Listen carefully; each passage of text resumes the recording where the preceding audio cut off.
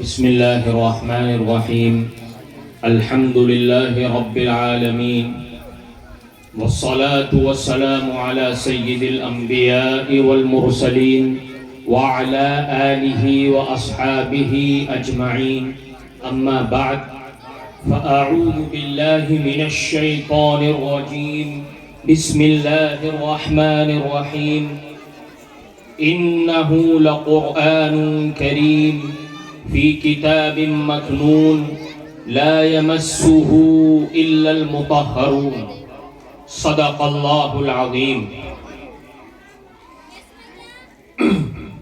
Stage پر رونق افروز علماء عظام اور حاضرین جلسہ، میرے ذہن میں آج یہ بات آ رہی ہے کہ میں آقا نامدار ختم الرسول محمد الرسول اللہ صلی اللہ علیہ وسلم کی عظمت اور سیرت کو آپ کے سامنے بیان کروں، نیز قرآن کریم کے تعلق سے کچھ باتیں، قرآن کی عظمت کے تعلق سے کچھ باتیں آپ کے سامنے پیش کروں۔ دعا فرمائیں کہ اللہ تعالی مجھے صحیح بات کہنے کی اور ہم سب کو اس پر عمل کرنے کی توفیق عطا فرمائے۔ میرے بزرگوں، ختم الرسل کی سیرت ایک اتاہ سمندر ہے۔ میں جتنے مرضی دعویٰ کر لوں کہ ختم الرسل کی سیرت کو بیان کروں گا، ختم الرسل کے کمالات کا احاطہ کروں گا، ختم الرسل کے معجزات کو بیان کروں گا، ختم الرسل کے اخلاق اور اطوار کو بیان کروں گا، لیکن حقیقت یہ ہے کہ ختم الرسل محمد مصطفیٰ احمد مجتبی صلی اللہ علیہ وسلم کی سیرت کا حق ادا نہیں ہو سکتا۔ دنیا کی کوئی بھی زبان اور اس زبان کی ڈکشنری ایسی نہیں ہے جس میں آقا نامدار ختم الرسل صلی اللہ علیہ وسلم کے کمالات کا احاطہ کر لیا جائے۔ الفاظ سارے پیچھے رہ جائیں گے، محاورات سارے پیچھے رہ جائیں گے، معانی ختم ہو جائیں گے، تعبیرات ختم ہو جائیں گی، لیکن ختم الرسل کی سیرت کو بیان نہیں کیا جا سکتا۔ مولانا مناظر احسن گیلانی رحمت اللہ علیہ فرمایا کرتے تھے، یوں آنے کو تو بہت نبی آئے، لیکن وہ مکہ میں محمد عربی ایسا نبی آیا کہ وہ آیا تو آتا چلا گیا، وہ چھایا تو چھاتا چلا گیا، وہ بڑھا تو بڑھتا چلا گیا، وہ چڑھا تو چڑھتا چلا گیا، وہ پھیلا تو پھیلتا چلا گیا۔ میرے دوستو، ختم الرسل کی سیرت کا سمندر اتنا گہرا ہے کہ آج تک اس کی تہ تک کوئی نہیں پہنچ سکتا، لیکن یہ بھی حقیقت ہے کہ جس نے بھی میرے نبی کی سیرت کے سمندر میں غوطہ لگایا ہے اس نے مقام اور مرتبہ حاصل کر لیا ہے۔ جناب ابو بکر صدیق رضی اللہ تعالی عنہ نے میرے نبی کی سیرت کے سمندر میں غوطہ لگایا تو صدیق بن گئے، عمر فاروق نے غوطہ لگایا تو قاتل سے عادل بن گئے، حضرت عثمان غنی نے غوطہ لگایا تو ذوالنورین بن گئے، حضرت علی نے غوطہ لگایا تو اسد اللہ الغالب اور حیدر کرار بن گئے، حضرت عمرو بن عوف، حضرت عبد الرحمن بن عوف رضی اللہ تعالی عنہ نے میرے نبی کی سیرت میں غوطہ لگایا تو عشرہ مبشرہ میں سے ہو گئے، حضرت معاویہ نے غوطہ لگایا تو کاتبین وحی میں سے ہو گئے، حضرت ابن عباس نے غوطہ لگایا تو مفسر اعظم بن گئے، حضرت عبداللہ ابن مسعود نے غوطہ لگایا تو محدث اعظم بن گئے۔ حضرت ابو ہریرہ رضی اللہ تعالی عنہ نے میرے نبی کی سیرت میں غوطہ لگایا تو حافظ الحدیث بن گئے۔ حضرت حنظلہ نے غوطہ لگایا تو غسیل الملائکہ بن گئے۔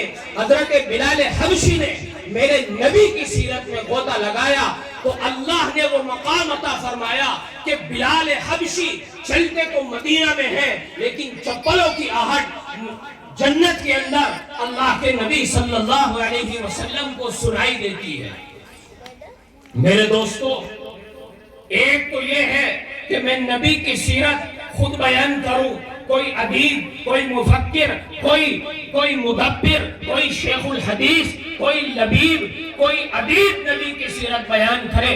ایک یہ ہے کہ خود باری تعالی عرش سے اپنے نبی کی سیرت بیان کرتا ہے۔ قرآن کہتا ہے، باری تعالی نے قرآن میں ارشاد فرمایا وَرَفَعْنَا لَكَ ذِكْرَكَ، اے نبی ہم نے آپ کے ذکر کو بلند کر دیا۔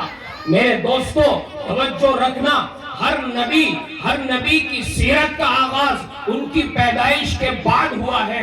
حضرت آدم علیہ السلام کی سیرت کا آغاز ان کی پیدائش کے بعد ہوا ہے۔ حضرت شیس علیہ السلام کی سیرت کا آغاز ان کی پیدائش کے بعد ہوا ہے۔ حضرت نوح علیہ السلام کی سیرت کا آغاز ان کی پیدائش کے بعد ہوا ہے۔ حضرت ابراہیم کی سیرت کا آغاز ان کی پیدائش کے بعد ہوا ہے۔ حضرت اسماعیل کی سیرت کا آغاز ان کی پیدائش کے بعد ہوا ہے۔ حضرت ہارون علیہ السلام کی سیرت کا آغاز ان کی پیدائش کے بعد ہوا ہے۔ حضرت موسیٰ علیہ السلام کی سیرت کا آغاز ان کی پیدائش کے بعد ہوا ہے۔ لیکن قربان جاؤں محمد مصطفیٰ آقا نامدار سرور کائنات محمد الرسول اللہ صلی اللہ علیہ وسلم پر کہ ان کی سیرت کا آغاز کائنات کے پیدا کرنے سے پہلے اللہ نے فرما دیا۔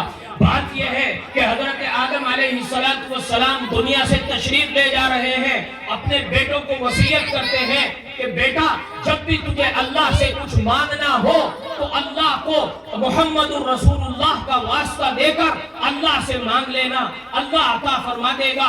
تو بیٹے نے پوچھا کہ ابا جان محمد مصطفیٰ کون ہے؟ تو ابا جان حضرت آدم نے فرمایا کہ بیٹا اتنا سمجھ لے کہ محمد مصطفیٰ وہ ہے کہ اگر وہ نہ ہوتے تو یہ کائنات نہ سجائی جاتی، وہ نہ ہوتے تو یہ نظام عالم نہ چلایا جاتا، وہ نہ ہوتے تو یہ دنیا نہ سجائی جاتی۔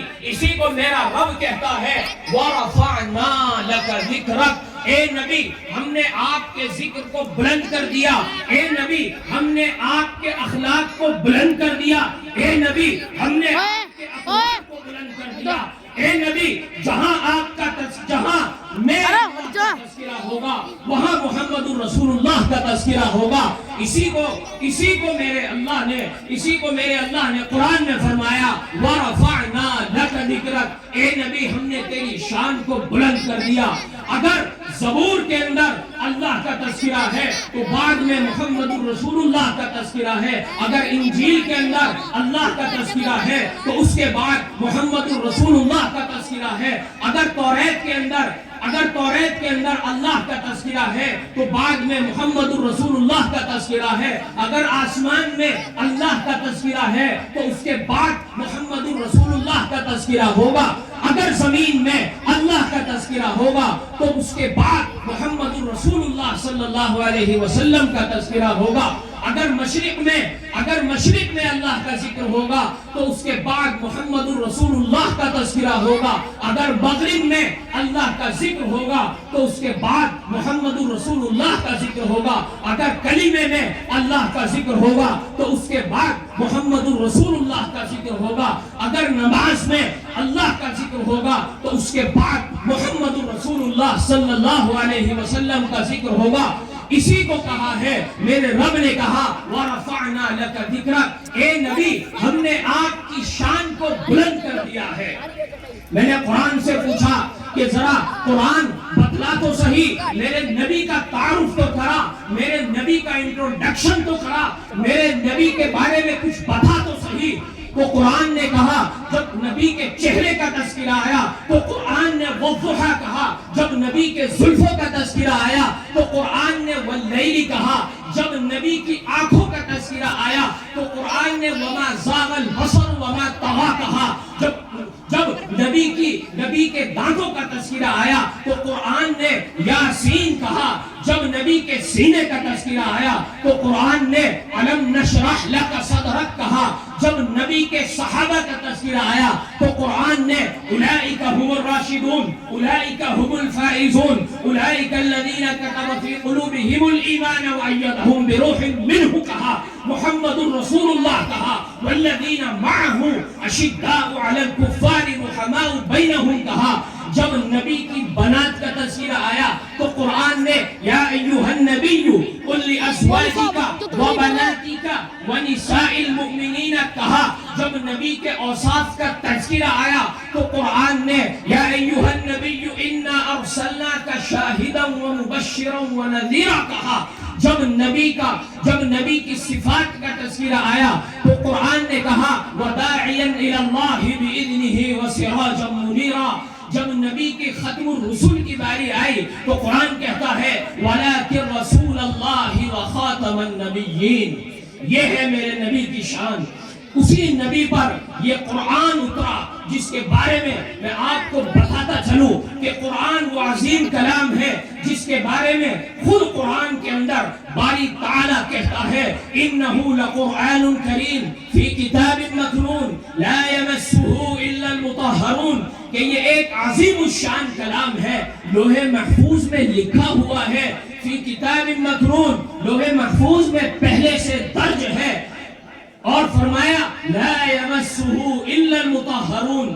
ایسا مقدس کلام ایسا پاکیزہ کلام کہ پاکیزہ اور مقدس مخلوق کے علاوہ اسے کوئی چھو نہیں سکتا. میں نے قرآن سے پوچھا قرآن تو کس پر اترا ہے تو قرآن کہتا ہے وَنُنَزِّلُ مِنَ الْقُرْآنِ مَا هُوَ شِفَاءٌ وَرَحْمَةٌ لِّلْمُؤْمِنِينَ. میں نے پوچھا کہ قرآن تجھے کون لے کر آیا؟ نزل بِهِ الروح الامین. میں نے قرآن سے پوچھا کیا قرآن تیری حفاظت کی ذمہ داری کسی نے لی ہے تو قرآن کہتا ہے اِنَّا نَحْنُ نَزَّلْنَا الذِّكْرَ وَإِنَّا لَهُ لَحَافِظُونَ. اللہ کہتے ہیں کہ ہم نے ہی قرآن کو نازل کیا ہے اور اس کی حفاظت کی ذمہ داری بھی ہماری ہی ہے. میں نے قرآن سے پوچھا کہ قرآن تو نے کفار کو کیا چیلنج دیا؟ آج 1450 سال ہو گئے ہیں قرآن نے کفار کو 3 چیلنج پیش کیے ہیں کہ اگر تم قرآن کو جھوٹا سمجھتے ہو قرآن کو خدا کا کلام نہیں ماننے کے لیے تیار ہو تو یاد رکھو قرآن جیسا ایک کلام اور پیش کر دو.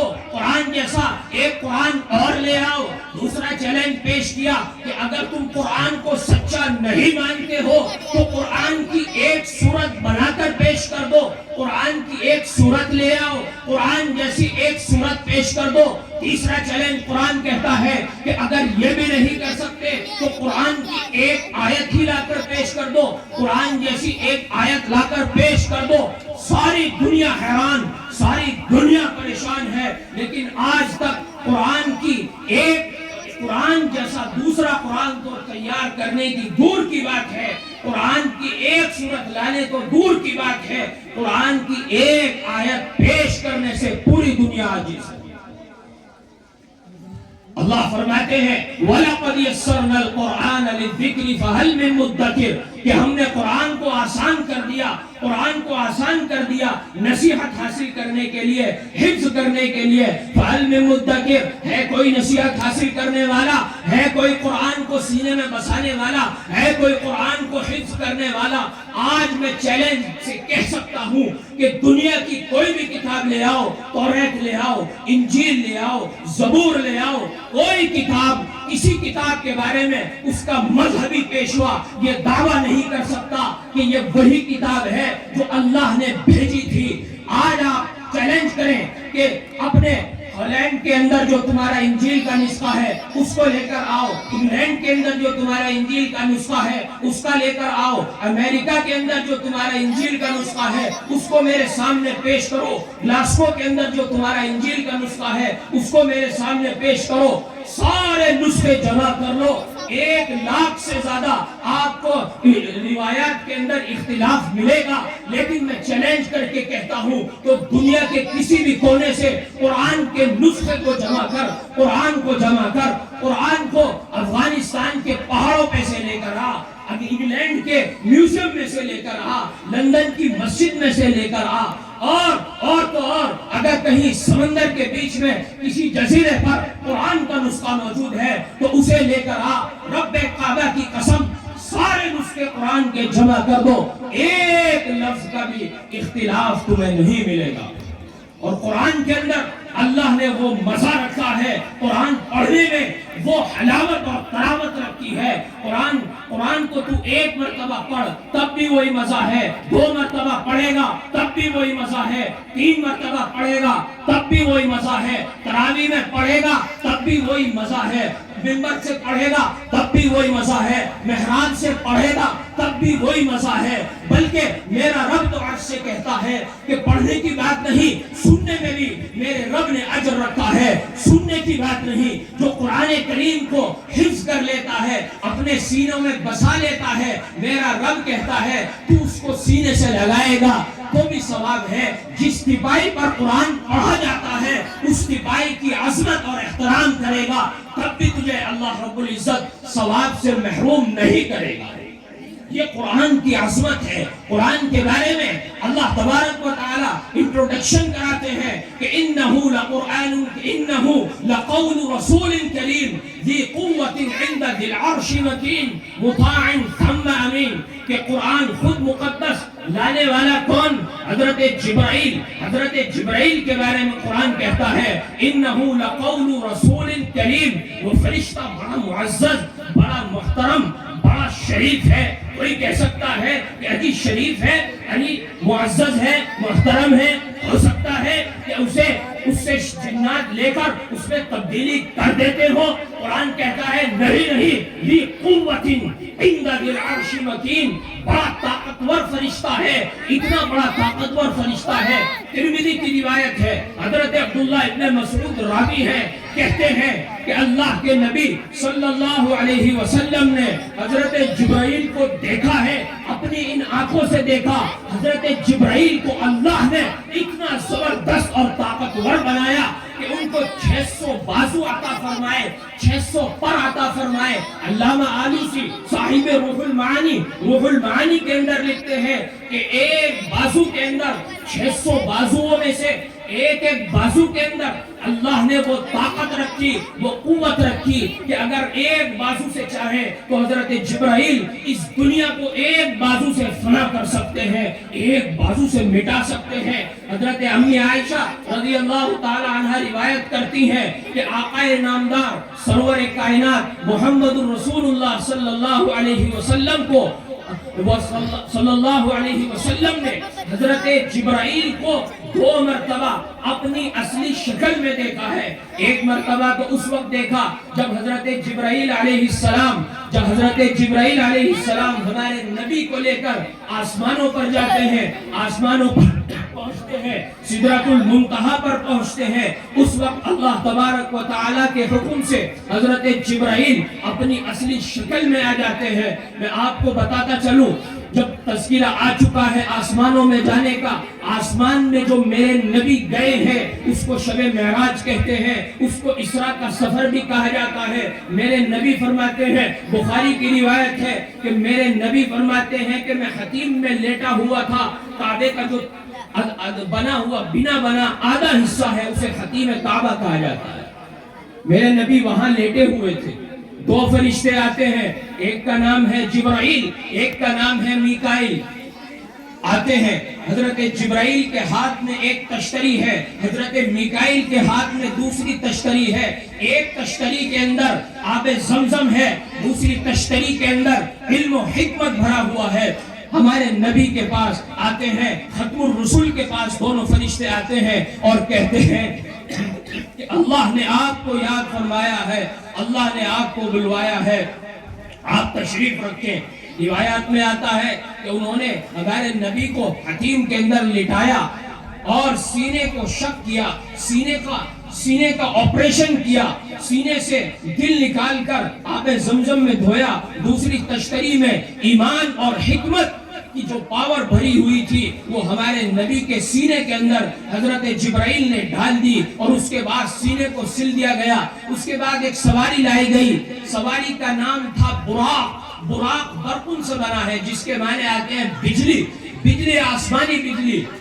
اس سے پتہ چلتا ہے کہ اس کی رفتار اور اس کی سپیڈ اتنی تھی جیسے آسمانی بجلی کی ہوتی ہے۔ میرے نبی اپنی زبان سے بیان کرتے ہیں کہ جہاں میرا قدم پڑتا تھا وہاں براق کا، جہاں میری نظر پڑتی تھی وہاں براق کا قدم پڑتا تھا۔ اس کے بعد حضرت جبرائیل علیہ السلام اس براق پر بیٹھا کر نبی کریم صلی اللہ علیہ وسلم کو بیت المقدس لے جاتے ہیں۔ بیت المقدس میں لے جا کر اکثر مفسرین کا یہ کہنا ہے کہ ابھی ہمارے نبی نے امامت نہیں فرمائی تھی، معراج سے واپس آ کر اللہ سے ملاقات جب ہوئی ہے، اس کے بعد جب آئے ہیں بیت المقدس، اس وقت ہمارے نبی نے تمام نبیوں کی امامت فرمائی ہے۔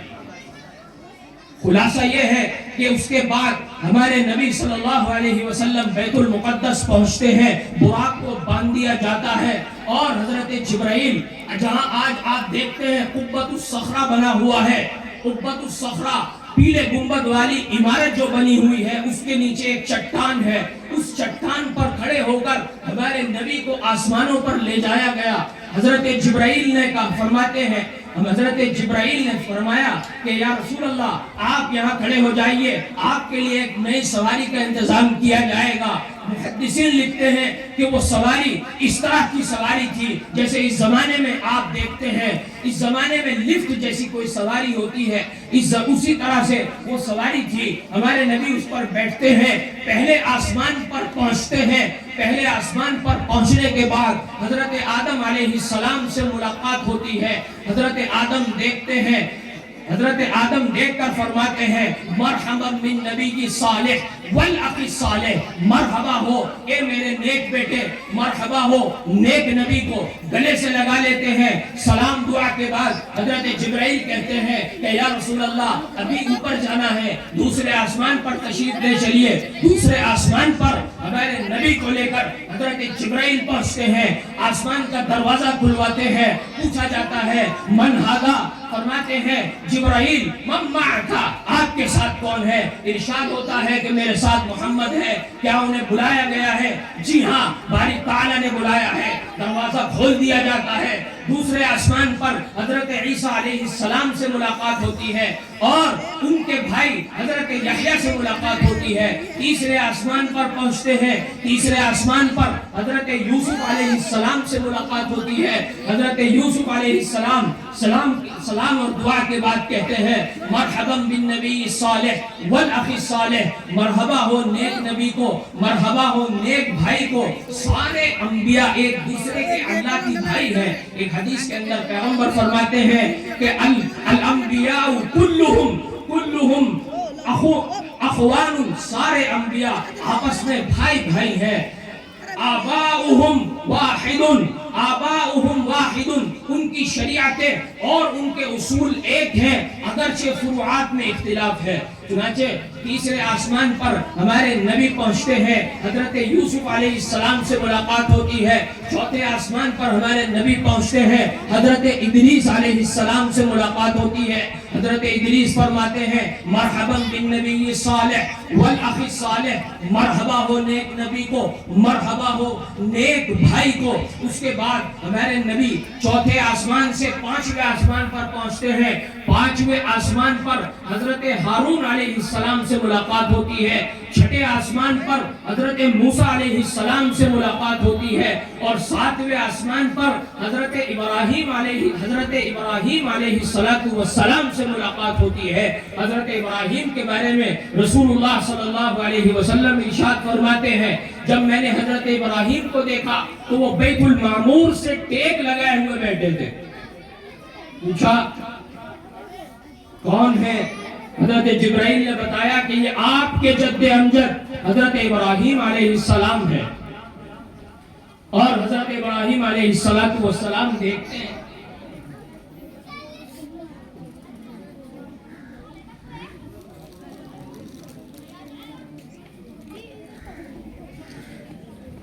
تو حضرت ابراہیم نے نبی کریم صلی اللہ علیہ وسلم کو دیکھا، فرمایا مرحبا بالنبی صالح والابن صالح، مرحبا ہو، خوش آمدید ہو نیک نبی کو، نیک بیٹے کو۔ حضرت جبرائیل سے نبی کریم صلی اللہ علیہ وسلم نے پوچھا کہ جبرائیل یہ کیا ہے، یہ کون سا کعبہ ہے؟ جبرائیل نے بتایا کہ یا رسول اللہ یہ بیت المعمور ہے، یہ فرشتوں کا کعبہ ہے، فرشتے ہر وقت 70,000 فرشتے اس کا طواف کرتے رہتے ہیں، اور ایک مرتبہ جس فرشتے نے طواف کر لیا کل قیامت تک اس کا نمبر نہیں آئے۔ اس کے بعد حضرت جبرائیل کہتے ہیں کہ یا رسول اللہ آگے چلیے، آگے ہمارے نبی پہنچتے ہیں، فرماتے ہیں کہ اس کے آگے میں پہنچا سدرۃ المنتہا پر۔ میرے عزیزوں، سدرۃ المنتہا کیا ہے؟ سدرہ کے معنی بیری کا درخت اور المنتہا کے معنی بارڈر کے آتے ہیں۔ سدرۃ المنتہا ایک بارڈر ہے، ایک بیری کے درخت کے معنی ایک درخت ہے جس کی جڑیں چھٹے آسمان پر اور جس کی شاخیں 7ویں آسمان سے اوپر تک پھیلی ہوئی ہیں۔ ہمارے نبی فرماتے ہیں کہ اس کے حسن اور اس کی خوبصورتی کو کسی انسان کے اندر اتنی طاقت نہیں ہے کہ اس کے حسن کو اور اس کی خوبصورتی کو بیان کر دے۔ اس کے بعد حضرت جبرائیل رک جاتے ہیں۔ حضرت جبرائیل کہتے ہیں کہ یا رسول اللہ اس سے آگے جانا میرے بس کی بات نہیں ہے، اس سے آگے میں نہیں جا سکتا، اس سے آگے جانے کی اجازت مجھے نہیں ہے، اس سے آگے جانے کی طاقت میرے اندر نہیں ہے۔ ہمارے نبی کے لیے ایک سواری لائی جاتی ہے جس کا نام محدثین نے رفرف بتایا، اس پر سوار ہو کر ہمارے نبی آقا نامدار سرور کائنات محمد رسول اللہ صلی اللہ علیہ وسلم عرش کے مالک اللہ رب العزت والجلال سے ملاقات کرتے ہیں۔ قرآن اس ملاقات کو بیان کرتا ہے فَكَانَ قَابَ قَوْسَيْنِ أَوْ أَدْنَىٰ فَأَوْحَىٰ إِلَىٰ عَبْدِهِ مَا أَوْحَىٰ مَا كَذَبَ الْفُؤَادُ مَا رَأَىٰ۔ نبی اور خدا کے درمیان اتنا فاصلہ رہ گیا جیسے کمان کے بیچ میں ہوتا ہے، کمان کے درمیان فاصلہ ہوتا ہے، اتنا فاصلہ رہ گیا۔ فَكَانَ قَابَ قَوْسَيْنِ أَوْ أَدْنَىٰ فَأَوْحَىٰ إِلَىٰ عَبْدِهِ مَا أَوْحَىٰ مَا كَذَبَ الْفُؤَادُ مَا رَأَىٰ۔ ہم نے حدیث سے پوچھا، حدیث نے ہمیں بتایا کہ اللہ نے اپنے نبی کو 3 تحفے عطا فرمائے۔ میرے عزیزوں، میرے بزرگوں، معراج کی رات میں 3 تحفے اللہ رب العزت والجلال نے اپنے نبی کو عطا فرمائے۔ پہلا تحفہ یہ عطا کیا گیا کہ امت پر 50 نمازیں فرض کر دی گئی۔ دوسرا تحفہ یہ عطا کیا گیا کہ سورہ بقرہ کے آخری 2 آیتیں اللہ نے اپنے نبی کو عطا فرمائی۔ اور تیسرا تحفہ یہ تھا کہ میری امت میں سے جس نے اللہ کے ساتھ کسی کو شریک نہ ٹھہرایا، اللہ کی ذات میں کسی کو شریک نہ کیا، اللہ کی صفات میں کسی کو شریک نہیں کیا، کل قیامت کے دن اس کو بخش دیا جائے۔ یہ 3 تحفے ہمارے نبی کو اللہ نے عطا فرمائے۔ اللہ کے نبی صلی اللہ علیہ وسلم اللہ کے پاس سے آتے ہیں، چھٹے آسمان پر حضرت موسیٰ سے ملاقات ہوتی ہے۔ حضرت موسیٰ پوچھتے ہیں کہ اللہ نے کیا عطا فرمایا، کیا تحائف سے نوازا ہے؟ اللہ کے نبی فرماتے ہیں کہ میرے رب نے میری امت پر 50 نمازیں فرض کی ہیں۔ حضرت موسیٰ کہتے ہیں کہ آپ کی امت 50 نمازیں نہیں پڑھ سکتی۔ آنجت بنی اسرائیل، میں نے بنو اسرائیل پر تجربہ کیا، وہ 50 نمازیں نہیں پڑھ سکتے۔ آپ کی امت 50 نمازوں کی طاقت نہیں رکھتی ہے۔ آپ اپنے رب کے پاس جائیے اور نماز میں تخفیف کرا کر آئیے، نمازوں کو کم کرا کر آئیے۔ میرا نبی دوبارہ اللہ کے سامنے پہنچتا ہے اور تخفیف کی درخواست کرتا ہے۔ باری تعالیٰ 10 نمازیں کم کر دیتے ہیں، 40 رہ جاتی ہیں، دوبارہ آتے ہیں۔ حضرت موسیٰ کہتے ہیں نہیں، آپ دوبارہ جائیے، میں آپ کی امت 40 نمازیں نہیں پڑھ سکتی۔ آپ اللہ کے دربار میں دوبارہ جائیے اور تخفیف کی درخواست کیجئے اور نمازیں کم کرا کر آئیے۔ دوبارہ میرا نبی پہنچتا ہے، 10 نمازیں کم کر دی جاتی ہے، دوبارہ آتے ہیں۔ حضرت موسیٰ نے پوچھا کتنی نمازیں رہ گئی؟ 30۔ نہیں، ابھی اور کم کرائیے، جائیے، 20 رہ جاتی ہیں، 10 رہ جاتی ہیں۔ اس کے بعد 5 نمازیں رہ گئی۔ حضرت موسیٰ کے پاس آئے. حضرت موسیٰ نے پوچھا کہ اب کتنی رہ گئی؟ کہا کہ 5 رہ گئی. کہ نہیں اب اور جائیے، ابھی اور جائیے، 5 نمازیں آپ کی امت نہیں پڑھ سکتی. ایسا محسوس ہوتا ہے کہ شاید حضرت موسیٰ کو آج کا مسلمان نظر آیا تھا، آج کا مسلمان ان کے سامنے تھا. ان کو پتا تھا، بنو اسرائیل کو انہوں نے آزمایا تھا کہ امت 5 نمازیں نہیں پڑھ سکتی. لیکن ہمارے نبی نے فرمایا کہ میں اپنے رب کے پاس اتنی مرتبہ گیا، حتی استحییت ربی، مجھے اپنے رب سے اب شرم آنے لگی. ادھر باری تعالیٰ نے اعلان کر دیا کہ اے نبی ہمارے یہاں جو ایک مرتبہ بات طے ہو جاتی ہے اس میں تبدیلی نہیں ہوا کرتی. آپ کو ہم نے اب 5 نمازیں دے دی ہیں، لیکن ثواب 50 کا عطا کیا جائے. آپ کی امت میں سے جو 5 نمازیں پڑھے گا اس کو ہم ثواب 50 کا عطا فرمائیں گے. میرے نبی واپس آتے ہیں، واپس آ کر بتاتے ہیں، مکہ مکرمہ میں صبح میں اعلان کرتے ہیں. صبح میں اعلان ہوتا ہے کہ راتوں رات اس طرح سے جانا ہوا، 7 آسمان پر گئے، سدرۃ المنتہا پر گئے، عرش معلیٰ پر گئے. کفار مکہ مذاق اڑاتے ہیں کہ ایسا پاسبل نہیں ہے، ایسا ممکن نہیں ہے، ایسا نہیں ہو سکتا کہ 1 مہینے کا سفر یہاں سے بیت المقدس کا ہے. تم یہ کہتے ہو کہ ایک رات میں میں نے بیت المقدس بھی گیا ہوں اور وہاں سے 7 آسمان اور اللہ سے مل کر آیا ہوں. جھوٹ ہے، جھوٹ ہے، جھوٹ ہے.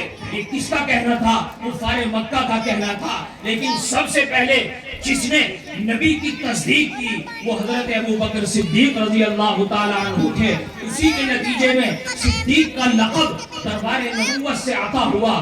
سب سے پہلے حضرت صدیق اکبر کو جو صدیق اکبر کا لقب ملا ہے وہ دربار نبوت سے ملا ہے اور اسی موقع پر ملا ہے. اس کے بعد کفار مکہ کہنے لگے کہ اگر تم آج رات کل رات جیسا تمہارا کہنا ہے، تم اگر گئے تھے بیت المقدس گئے تھے، مسجد اقصی گئے تھے، تو ہمیں بتاؤ مسجد اقصی میں کتنے دروازے تھے، مسجد اقصی میں کتنے روشن دان تھے، مسجد اقصی میں کتنی کھڑکیاں تھیں. حدیث کے اندر آتا ہے کہ اللہ تبارک و تعالیٰ نے مسجد اقصی کے سارے پردے نبی کے سامنے سے ہٹا دیے. نبی حتیم میں کھڑے ہیں لیکن نظر مسجد اقصی پر ہے. پوچھا بتاؤ کیا تمہارے سوال ہے کہ جی دروازے کتنے ہیں؟ نبی نے فرمایا اتنے ہیں. روشن دان کتنے ہیں؟ نبی نے فرمایا اتنے ہیں. پوچھا کہ کھڑکیاں کتنی ہیں؟ کہ فرمایا نبی نے اتنی ہے. قندیلیں کتنی ہیں؟ اتنی ہے. غرض یہ ہے کہ ہر طرح سے لاجواب، ہر طرح سے ان کو لاجواب کر دیا. ان کے پاس کوئی موقع نہیں رہا. یہ واقعہ ہے شب معراج کا، یہ واقعہ ہے اس پیغمبر کے معجزات کا کہ جس کو اللہ نے اپنے پاس بلا کر نماز جیسی اہم عبادت کا حکم دیا اور جس نبی پر قرآن اتارا، جس نبی کو قرآن سے نوازا، جس نبی کو قرآن سے مالا مال فرمایا اور اس قرآن کی عظمت اتنی بڑھا دی. امام احمد بن حنبل نے خواب میں اللہ تعالیٰ کا دیدار کیا. پوچھا باری تعالیٰ میں آپ سے ملنا چاہتا ہوں، آپ سے کانٹیکٹ جوڑنا چاہتا ہوں، آپ سے رشتہ قائم کرنا چاہتا ہوں، آپ سے تعلق قائم کرنا چاہتا ہوں، آپ کا ولی بننا چاہتا ہوں، آپ سے رشتہ جوڑنا چاہتا ہوں. میں چاہتا ہوں کہ میرا شمار اولیاء کرام میں ہو جائے. اللہ تعالیٰ نے فرمایا کہ امام احمد بن حنبل کیا تم مجھ سے ملنا چاہتے ہو، مجھ سے رشتہ جوڑنا چاہتے ہو، مجھے اپنا بنانا چاہتے ہو، مجھ سے تعلق قائم کرنا چاہتے ہو تو یاد رکھو قرآن کو اپنا اور نہ بچھونا بنا لو، قرآن کو سینے سے لگا لو، قرآن پڑھا کرو. جو شخص قرآن پڑھتا ہے اس سے میرا تعلق پیدا ہو جاتا ہے. جو قرآن پڑھتا ہے باری تعالیٰ رب فرماتا ہے کہ قرآن پڑھنے والے کا مجھ سے خاص تعلق پیدا ہو جاتا ہے. وہ انسان ولایت کے مرتبے کو اس وقت تک نہیں پہنچ سکتا جب تک وہ عاشق قرآن نہ بن جائے. امام احمد بن حنبل نے پوچھا کہ باری تعالیٰ یہ تو بتلائیے کہ قرآن کو سمجھ کر پڑھوں یا بغیر سمجھے پڑھوں؟ باری تعالیٰ نے ارشاد فرمایا کہ سمجھ کر پڑھ یا بغیر سمجھے پڑھ. قرآن جو بھی پڑھے گا، قرآن سے جو تعلق رکھے گا، قرآن کو اپنے سینے میں بسائے گا، قرآن پڑھنے پڑھانے والوں سے محبت رکھے گا، جس مدرسے میں قرآن پڑھایا جاتا ہے اس اس مدرسے سے محبت رکھے گا تو امام احمد بن حنبل کے بقول اللہ تعالیٰ یہ فرماتے ہیں کہ میں اسے اپنا خاص بندہ بنا لوں گا، میں اسے اپنا ولی بنا لوں گا۔ ایک حدیث کے اندر آقا نامدار پیغمبر علیہ السلام نے ارشاد فرمایا ما من شفیع افضل منزلۃ عند اللہ یوم القیامہ ولا نبی ولا ملک ولا غیرہ من القرآن۔ باری تعالیٰ اپنے نبی کی زبان سے کہلوا رہا ہے کہ لوگوں اللہ کے یہاں جانتے ہو کل قیامت کے دن سب سے بڑا سفارشی اللہ کے دربار میں بندے کو بخش دوانے والا، سب سے بڑا مرتبہ حاصل کرنے والا اور سفارشی بننے والا، رب کے دربار میں سفارش کرنے والا کون ہے؟ یہی قرآن ہے۔ قرآن سے بڑا کوئی سفارشی نہیں ہے، قرآن سے بڑا رب کے دربار میں شفاعت کرنے والا کوئی نہیں ہے۔ حدیث کے اندر آتا ہے کہ جو انسان قرآن کو پڑھتا ہے، قرآن سے عشق کرتا ہے، قرآن پڑھنے والوں سے محبت رکھتا ہے، قرآن پڑھنے والوں کو سینے سے لگاتا ہے، جس جگہ قرآن پڑھا جاتا ہے اس جگہ سے محبت رکھتا ہے، اس کی عظمت کرتا ہے، اس کا احترام کرتا ہے، تو یہ کل قیامت کا دن ہوگا، یہ قرآن رب کے سامنے آ جائے گا اور کہے گا کہ باری تعالیٰ اس کو تاج پہنائیے، یہ مجھ سے محبت رکھتا تھا، یہ مجھ سے تعلق رکھتا تھا، یہ میرا دیوانہ تھا، یہ میرا عاشق تھا، یہ میرا پروانہ تھا، یہ میرا مستانہ تھا، باری تعالیٰ اسے کرامت کا تاج پہنائیے۔ باری تعالیٰ اس شخص کو، اس عاشق قرآن کو کرامت کا تاج پہنا دیں گے، قرآن کھڑا ہو جائے گا۔ نہیں باری تعالیٰ میری ایک درخواست اور ہے، اس کو ایک جوڑا بھی عطا فرمائیے جس جوڑے کی چمک سے زمین و آسمان روشن ہو جائے۔ باری تعالیٰ کہیں گے کہ جب قرآن ہم نے یہ تیری درخواست بھی منظور کر دی۔ روایت میں آتا ہے کہ اس شخص کو جوڑا پہنا دیا جائے گا، اس کے بعد یہ قرآن کہے گا کہ باری تعالیٰ ابھی میں راضی نہیں ہوا۔ باری تعالیٰ پوچھیں گے کہ بتا قرآن کیا چاہتا ہے، تجھے کیا چاہیے، تجھے اپنے عاشق کے لیے اور کیا چاہیے؟ قرآن عرض کرے گا کہ باری تعالیٰ میری درخواست یہ ہے کہ آپ میرے اس عاشق سے ہمیشہ کے لیے راضی ہو جائیے، اپنی رضا کا اعلان فرما دیں، اپنی مغفرت کا اعلان فرما دیجئے۔ باری تعالیٰ یہ میرا عاشق تھا، اس نے مجھے اوڑھنا بچھونا بنایا تھا، یہ مجھے دن رات پڑھا کرتا تھا، میرے پڑھنے والوں سے محبت رکھتا تھا۔ میرے دوستو ایک حدیث سنا کر اپنی بات ختم کرنے لگوں گا۔ حدیث یہ ہے، الدر المنضود کے اندر روایت ہے، ضعیف روایت ہے لیکن موضوع ہونے کا حکم نہیں لگایا گیا۔ روایت صحیح ہے۔ فضائل قرآن کے تعلق سے صاحب الدر المنضود نے ایک روایت اپنی کتاب کے اندر لکھی ہے کہ جو انسان قرآن سے محبت رکھتا ہے، جو انسان قرآن سے تعلق رکھتا ہے، جو انسان قرآن کو اوڑھنا بچھونا بناتا ہے، جو انسان قرآن پڑھنے والوں سے عشق اور محبت رکھتا ہے، تو جب اس کی وفات ہو جاتی ہے، اس کی تکفین کی جاتی ہے، اس کو نہلایا جاتا ہے، اس کو کفن پہنایا جاتا ہے، اس کو دفنانے کی تیاریاں ہوتی ہیں، تو اس وقت قرآن ایک نوجوان کی شکل میں آ کر اس کے پاس کھڑا ہو جاتا ہے، اس کے سینے سے لگ جاتا ہے، اور اس کے پاس اگر عذاب کے فرشتے آتے ہیں تو قرآن ہٹا دیتا ہے کہ دور ہو جاؤ، یہ میرا عاشق ہے، یہ مجھے پڑھا کرتا تھا، دن رات اس نے مجھے اپنا مشغلہ بنا رکھا تھا، خبردار اسے ہاتھ مت لگانا۔ اس کے بعد روایت میں آتا ہے، آقا فرماتے ہیں کہ اس شخص کو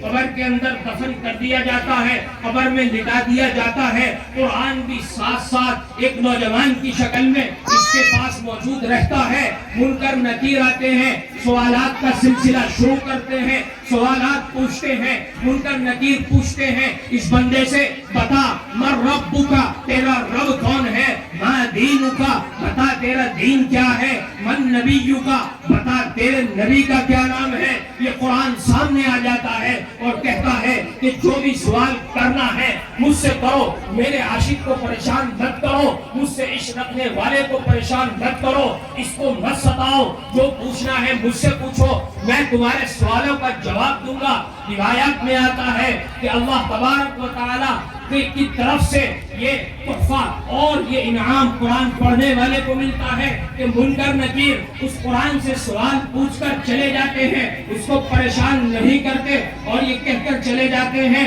کہ سو جا جیسا دلہن سوتی ہے، کل قیامت کا جب شور پھونکا جائے گا اس وقت تجھے اٹھایا جائے گا۔ اور روایت میں آتا ہے کہ اس شخص کی قبر کو جنت کا ایک باغ بنا دیا جاتا ہے، جنت کی طرف ایک کھڑکی کھول دی جاتی ہے، اور اس کے بعد جب قیامت برپا ہوگی، قیامت قائم ہوگی، اس وقت یہ قرآن اللہ کے سامنے لڑے گا، جھگڑے گا۔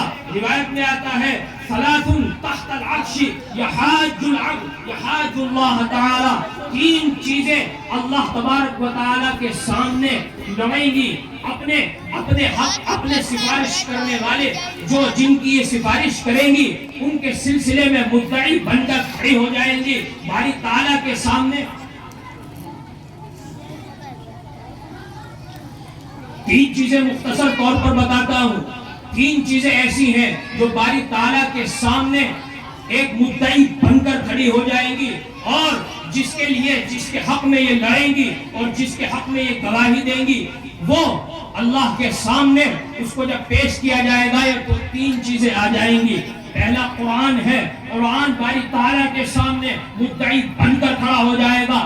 دوسری چیز ہے رشتہ داری کا خیال رکھنا، اور تیسری چیز ہے امانت کا خیال رکھنا۔ میرے عزیزوں، یہ تین چیزیں ہیں جو انسان قرآن کو اپنے سینے سے لگاتا ہے، قرآن سے محبت رکھتا ہے، یہی کل قیامت کے دن اس کے لیے بڑا سفارشی بن کر آئے گا۔ اسی طرح سے جو انسان رشتہ داروں کا خیال رکھتا ہے، رشتہ داروں کے حقوق ادا کرتا ہے، رشتہ داروں کے خلاف سازشیں نہیں کرتا، رشتہ داروں کی غمی اور خوشی میں شریک ہوتا ہے، رشتہ داروں کو تحفے تحائف سے نوازتا ہے، رشتہ داروں سے حسد اور بغض نہیں رکھتا، کینہ نہیں رکھتا، عداوت نہیں رکھتا، کل قیامت کے دن یہ رشتہ داری باری تعالیٰ کے سامنے کھڑے ہو کر اس کے لیے سفارشی بنے گی۔ اور تیسری چیز ہے امانت داری کا لحاظ، جو انسان امانت جیسے آئی تھی ایسے ادا کر دیتا ہے، امانت میں خیانت نہیں کرتا، تو کل قیامت کے دن یہ امانت باری تعالیٰ کے سامنے کھڑی ہو جائے گی اور کہے گی کہ اللہ اس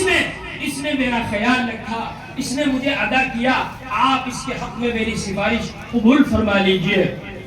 اور انہی کلمات پر میں اپنی بات کو ختم کرتا ہوں۔ اللہ تعالیٰ جو کچھ کہا گیا ہے اس پر عمل کرنے کی توفیق عطا فرمائے۔ وآخر دعوانا ان الحمد للہ رب العالمین۔